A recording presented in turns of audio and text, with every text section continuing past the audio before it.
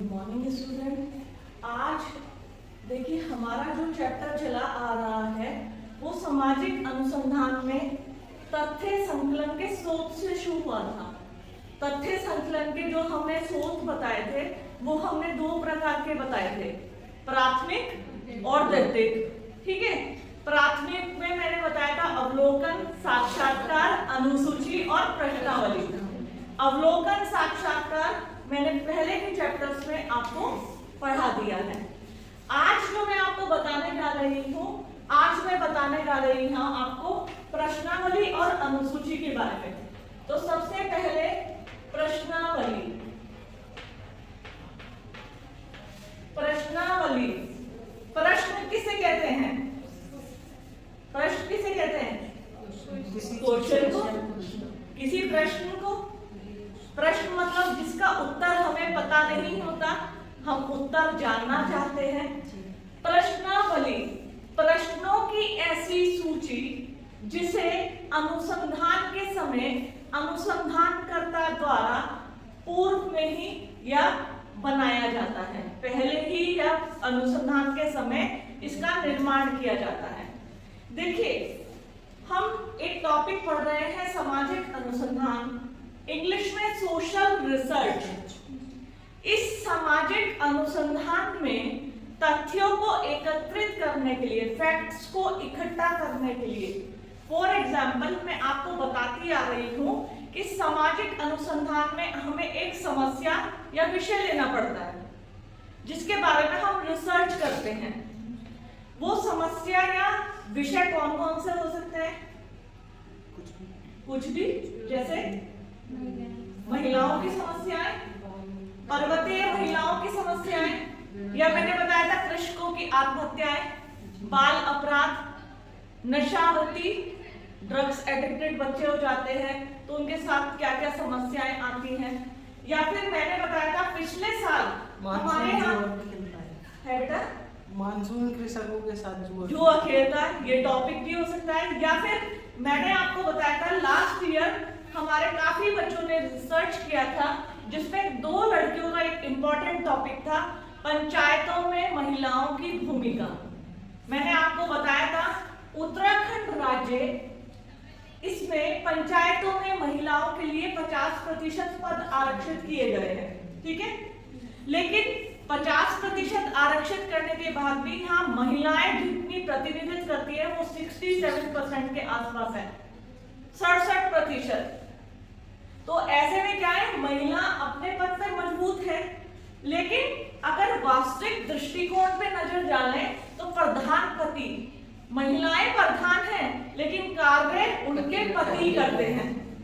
अब हमें इसके बारे में रिसर्च करना है। तो कहने का मतलब, जब हम कोई भी सामाजिक अनुसंधान में कोई विषय या समस्या लेते हैं और उस समस्या से संबंधित फैक्ट्स को इकट्ठा करते हैं, तथ्य बोलते हैं, तथ्यों को देखो, जो ये तथ्य होते हैं, तथ्य, इसको इंग्लिश में बोला जाता है फैक्ट्स।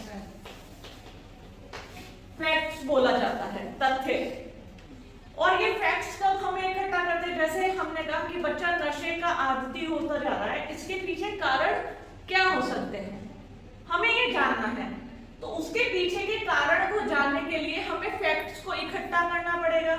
वो कैसे करेंगे? जब हम उस क्षेत्र में जाएंगे, कुछ ऐसे बच्चों से मिलेंगे जो ड्रग्स एडिक्टेड हैं, ऐसे पेरेंट्स से मिलेंगे, या ऐसे रिहैबिलिटेशन सेंटर पे जाएंगे जहाँ ऐसे बच्चों का सुधार किया जाता है। उनसे पूछेंगे कि ये बच्चा नशे का कब आदी हुआ, कौन सा नशा करता है, पैसा कहाँ से आता है, क्यों करता है, या बच्चे से ही पूछे कि आपने क्यों नशा शुरू किया। तो बच्चे कई बार की जैसे पढ़ाई में मन नहीं लगता, घर वालों से डांट पड़ती है, या घर में सौतेली माँ आ गई है। तो कहने का मतलब, जब हम इन फैक्ट्स को इकट्ठा करते हैं, तथ्यों को संकलित करते हैं, तभी हमें राह पता चलती है कि हमारे रिसर्च की राह क्या है। तो उन फैक्ट्स को कलेक्ट करने की विधियां होती हैं, तरीके होते हैं, जिसमें प्रश्नावली एक तरीका है, एक विधि है। और विधि के बारे में एक और एग्जांपल दूंगी। जैसे मैं कहने लगूं कि बच्चों तुम्हें केक बनाना, ठीक है। अब केक तुम्हें बनाना है, केक बनाने की विधि या तो तुम ओवन में बना सकते हो, गैस पे कढ़ाई रख के रेता डाल के उसमें बना सकते हो, एक वैसा ही स्टीम कुकर अपना आग का एक वो गोला बना लिया उसमें बना सकते हो। कहने के मतलब विधियां, कौन सी विधि इस्तेमाल में लाओगे। तो जब हम अध्ययन करते हैं, अध्ययन के लिए हमें विधियों को प्रयोग में लेना पड़ता है। तो प्रश्नावली वो महत्वपूर्ण चरण है जिसे हमें सामाजिक अनुसंधान के क्षेत्र में प्रयोग में लाना पड़ता है। अब प्रश्नावली है क्या? प्रश्नावली प्रश्नों की सूची होती है जिसे अनुसंधान करता, जैसे कोई मैं रिसर्च कर रही हूं तो मैंने प्रश्नों की सूची बना ली, प्रश्नों की, और इसके बनाने के पीछे बहुत इसकी विशेषताएं, इसके लाभ बहुत सारे हैं। फॉर एग्जाम्पल, जैसे मुझे रिसर्च करना है, रिसर्च करने के लिए मैं उस क्षेत्र में जाऊं कि मुझे रामणी पुलिंदा गांव का अध्ययन करना है कि वहां पंचायतों में महिलाओं की भूमिका कैसी है। वहां मैं गई तो जाने के बाद मैंने वहां की प्रधान से मिली, जैसे वो महिला ही हैं, तो मैंने पूछा आप, फिर मुझे याद आया और क्या पूछना था, अच्छा ये तो पूछना था कि आप किस किस कार्यों में संलग्न हैं, आपको कौन कौन सी सहायता मिली है। ऑन द स्पॉट मुझे याद नहीं आया कि मुझे कौन से प्रश्न पूछने थे, ठीक है। फिर भी मैंने अंदाजे से पूछ के घर आ गई, फिर याद आया हो सबसे इंपॉर्टेंट क्वेश्चन तो मैं पूछना ही भूल गई कि आप चुनकर कैसे आई हैं, आपके पति ने प्रोत्साहित किया या आपके अंदर की लगन ने आपको चुनाव लड़ने के लिए प्रेरित किया। ये इंपॉर्टेंट क्वेश्चन तो मैंने पूछा ही नहीं। इन सब चीजों से बचने के लिए पहले ही प्रश्नों की एक सूची बना ली जाती है कि हम अपने अनुसंधान में जितने लोगों से मिलेंगे या जितनों का अनुसंधान करेंगे उनसे सिर्फ सबसे ये सब प्रश्न पूछेंगे। 15, 20, 25, 30 प्रश्नों की आपने सूची बना ली। तो प्रश्नावली प्रश्नों की सूची होती है जिसे अनुसंधान करते समय अपने रिस्पोंडेंट उत्तरदाताओं से पूछता है और उसके भरता है, उसके अनुरूप पूरा रिसर्च करता है। ध्यान से समझिए, प्रश्नावली प्रश्नों की सूची है जिसे एक रिसर्चर मतलब अनुसंधान करता। जब तुम MA 4th सेम में डेजर्टेशन करोगे तो तुम्हारे पास सबके पास एक एक टॉपिक होगा। अब तनु मैडम तुमसे कहेगी सबसे पहले तुम दो काम करो, हाइपोथेसिस बनाओ और प्रश्नावली बनाओ। ये चैप्टर्स इस बार मैंने इसलिए लिए हैं कि जब मैं बच्चों को बताने जाती हूँ 4th सेम में हाइपोथेसिस बनाइए या प्रश्नावली बनाइए, तो बच्चे कहते हैं मैडम ये क्या होता है। तो जब तुम्हें इस सेमेस्टर में पढ़ाया जा रहा है और इस वीडियो को बनाने का उद्देश्य मेरा यही है कि कम से कम तुम रिसर्च करने जब जाओ तो तुम ये प्रश्न मुझसे ना पूछो कि मैडम प्रश्नावली किसे कहते हैं। क्लासरूम में तुम्हें सब बताया जाता है, तुम भूल जाते हो। तो प्रश्नावली प्रश्नों की सूची है जिसे एक रिसर्चर, एक अनुसंधानकर्ता अनुसंधान करने जब जाता है तो प्रश्नों की सूची को पूर्व में ही बना लेता है। और जैसे आपने 20 लोगों को चुना कि हम इनका रिसर्च करेंगे, 20 महिलाओं का, तो आपको 20 प्रश्नावली बनानी पड़ेगी और 20 लोगों से उसे पूछ के भरना होगा, या उसे अभी मैं आगे अनुसूची भी बताऊंगी आपको। अनुसूची और प्रश्नावली है तो दोनों सूची, प्रश्नों की सूची, लेकिन दोनों में अंतर होता है। आज सिर्फ मैं तुम्हें क्वेश्चनियर, इसको इंग्लिश में बोलते हैं क्वेश्चनियर, प्रश्नावली ही बताऊंगी। तो प्रश्नावली से तुम्हें क्लियर है, प्रश्नों की ऐसी सूची जिसे एक उत्तरदाता से प्रश्नों को पूछा जाता है और भरा जाता है, ठीक है। अब आता है प्रश्नावली के प्रकार। प्रश्नावली बच्चों एक प्रकार की नहीं होती, प्रश्नावली कई प्रकार की होती है। ये प्रकार मैंने इसमें लिखे हैं, इनको मैं तुम्हें बताती हूँ। जैसे मैंने लिखा है फर्स्ट, तथ्य संबंधी प्रश्नावली, फैक्ट्स रिलेटेड क्वेश्चनियर इसको बोलते हैं, जिसका संबंध फैक्ट से होता है, तथ्यों से होता है। कहने का मतलब जब हम कोई भी विषय लेते हैं और उस विषय में हम प्रश्नावली में सिर्फ उन्हीं तथ्यों को डालते हैं कि आपका ड्रग्स एडिक्टेड होने के पीछे क्या कारण है, 2 में मुख्य कारण बताइए। तो जब हम सिर्फ अपने अध्ययन विषय से संबंधित सिर्फ फैक्ट्स को इकट्ठा करना चाहते हैं, तथ्यों को, प्रश्न कम होते हैं और उन कम प्रश्नों में ही हमारे अनुसंधान का, समस्या का पूरा रहस्य छुपा होता है। तो ऐसी प्रश्नावली को कहते हैं तथ्य संबंधी प्रश्नावली, जो फैक्ट से रिलेटेड होती है, जिसमें फैक्ट्स को पूछा जाता है, तथ्यों को पूछा जाता है, तो उसे कहते हैं तथ्य संबंधी प्रश्नावली। नेक्स्ट आती है मत संबंधी प्रश्नावली। मत, हमारी राय, हमारा मत जानने के लिए आप लॉकडाउन से सहमत हैं या नहीं।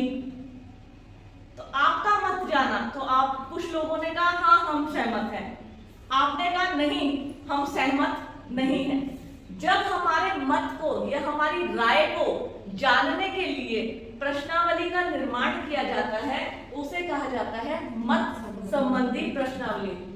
समाचार पत्रों में, दूरदर्शन में, रेडियो में ऐसी प्रश्नावलियों का बहुत प्रयोग किया जाता है हमारी राय को जानने के लिए। जैसे कई बार चुनावी माहौल होता है तो हमसे पूछा जाता है आप आपको वोट देंगे, बीजेपी को पसंद करते हैं या कांग्रेस के कार्यकर्ताओं से खुश हैं, तो आपकी मत ली जाती है। कहते हैं ना ओपिनियन पोल, वो इसी के अंदर आते हैं। ओपिनियन पोल, जब हमारा ओपिनियन लिया जाता है, हमारे राय ली जाती है, हमारा मत जाना जाता है कि संबंधित के बारे में। जैसे मैं कई बार देखती हूँ हमारे इवन कॉलेज में भी कभी बार किसी बारे में पूछा जाता है कौन व्यक्ति आपको सबसे अच्छा लगता है कि जो ये कार्य कर ले, तो सबकी वोटिंग होती है, जिसके ज्यादा वोट होते हैं तो उसको सिलेक्ट कर दिया जाता है। तो मत संबंधी प्रश्नावली ऐसी प्रश्नावली को कहा जाता है जिसमें हमारी राय, हमारा ओपिनियन, हमारा मत लिया जाता है। ठीक है, जैसे विभिन्न समाचार पत्रों में हम देखते हैं प्रश्नों को, दूरदर्शन पर विभिन्न न्यूज चैनल के माध्यम से, तो उन प्रश्नावली को कहा जाता है मत संबंधी प्रश्नावली। अब ये 2 प्रश्नावली है, संरचित प्रश्नावली, असंरचित प्रश्नावली। संरचित प्रश्नावली, स्ट्रक्चर्ड क्वेश्चनएयर। संरचित कहते हैं एक प्रश्नावली की संरचना होती है, जैसे नाम, पिता का नाम, आयु, शिक्षा का स्तर, जाति, धर्म, समझना मेरी बात। संरचित प्रश्नावली ऐसी प्रश्नावली को कहा जाता है जिसमें रिस्पोंडेंट, उत्तरदाता के सभी जानकारी को इकट्ठा किया जाता है कि अपना नाम बताइए, पिता का नाम बताइए, अपनी उम्र बताइए, शिक्षा का स्तर बताइए, अपनी जाति, अपना धर्म। तो ऐसी प्रश्नावली को क्या कहा जाता है? संरचित प्रश्नावली। ठीक है। असंरचित प्रश्नावली, असंरचित प्रश्नावली कहते हैं जिसमें ये नाम वाम तो नहीं होते, लेकिन उसमें क्या होता है, प्रश्न ही प्रश्न होते हैं। प्रश्न पूछा जाता है कि आप, जैसे हमने लिया है पर्वतीय महिलाएं, कि आप अपनी महिलाओं का प्रतिनिधित्व करती है कि हाँ या नहीं, या जो भी आपको लिखना है। दूसरा, आप फील्ड में कितना जाती हैं, कि मैं असंख्य बार फील्ड में जाती हूँ। आपको स्थानीय लोग कितना पसंद करते हैं, आपकी क्या भूमिका रहती है। किसी के घर में लड़ाई झगड़ा हो तो क्या आप उसमें हस्तक्षेप या वो करती है कि समझौते के लिए जाती है। तो इस तरीके से जब प्रश्नों की संरचित, तो जिसकी संरचना होती है। असंरचित, जिसमें कोई भी प्रश्न अपने अध्ययन से संबंधित पूछा जाता है, तो उसे कहा जाता है असंरचित प्रश्नावली। बंद सीमित प्रश्नावली, एक होती है बंद, जिसका ढक्कन बंद होता है ना, ताला नहीं लगा होता, जिसमें प्रश्नों के उत्तर को हम समेट देते हैं, हाँ या नहीं। ये नहीं कि आप अपनी विचारधारा लिख रहे हैं पूरी, कि नहीं मैं सहमत नहीं हूं, क्योंकि मेरे द्वारा हस्तक्षेप किया जा रहा है ना, हम सिर्फ आंसर में हाँ का ऑप्शन देंगे और ना का देंगे। वो बंद है प्रश्नावली है, उसे या तो हाँ पे टिक करना पड़ेगा या ना पे। तो ऐसी प्रश्नावली जिसमें प्रश्नों के उत्तर को सीमित कर दिया जाता है हाँ या ना में, सहमत या असहमत में, ऐसी प्रश्नावली को बोला जाता है बंद या सीमित प्रश्नावली। आया समझ में? अब आप मुझे बताओ खुली और असीमित प्रश्नावली किसे कहते हैं? बस आप जान गए हो। जिसमें हाँ नहीं में उत्तर नहीं दिया जाता है, जिसमें बकायदा एक पैराग्राफ दिया जाता है प्रश्नों के बाद कि आप स्वतंत्र है इसका उत्तर लिखने के लिए। तो ऐसी प्रश्नावली को क्या कहा जाता है? खुली या असीमित प्रश्नावली। ठीक है। चित्रमय प्रश्नावली, कई बार चित्रों का सहारा लेकर प्रश्नावली का निर्माण किया जाता है, तो ऐसी प्रश्नावली को चित्रमय प्रश्नावली कहा जाता है। कहीं तुमने चित्रमय प्रश्नावली देखी है? हैं?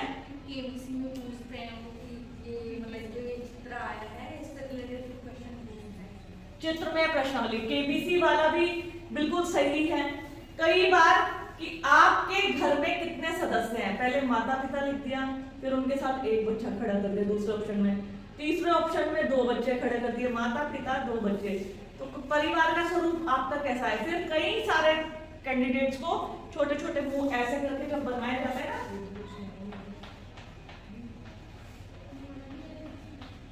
ठीक है, इस तरीके से जब वो आंसर सीमित कर दिए जाते हैं, तो ऐसी प्रश्नावली को चित्रमय प्रश्नावली।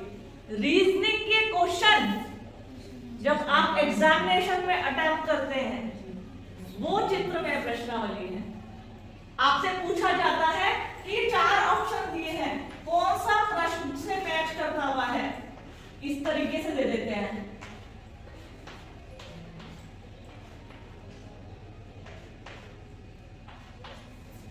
इस तरीके से देते हैं, कई बार हमें कंफ्यूजिंग होता है, तो वो हमारे एबिलिटी को जांचने के लिए, हमारी मेंटल एबिलिटी को जांचने के लिए कि हमारी मेंटल एबिलिटी कहां स्टैंड करती है, इस तरह की प्रश्नावली का प्रयोग किया जाता है, जिसे हम कहते हैं चित्रमय प्रश्नावली।